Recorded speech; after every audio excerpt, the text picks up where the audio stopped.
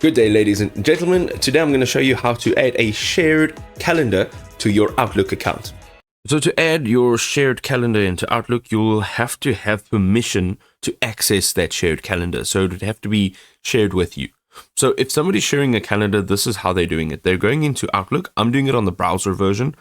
They're going to the top right, clicking on settings, looking for calendar, and then looking for shared calendars.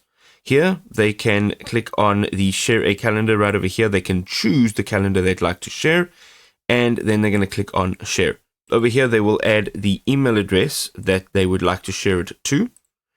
And once they have selected that email address, they can give permission to either view or edit the details on the calendar. And then they will click share. Now, this is the sending part, right? Let's have a look at the receiving part. Over here, you will receive an email saying that I'd like to share my calendar with you. It'll give you the email address that it came from, and you'll have the option to accept. Once you've clicked on accept, it'll say adding calendar, and you can now go into, within a few seconds, to your calendar tab on the left-hand side.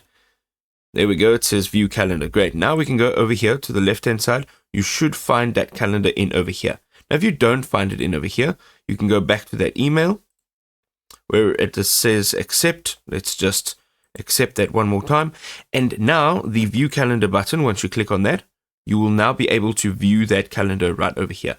So just over here on the left-hand side, you will see underneath my calendars, you will see your own calendars, and then underneath other calendars, you will see the calendar that was just shared with you. And that's how easy it is to add a shared calendar in Outlook.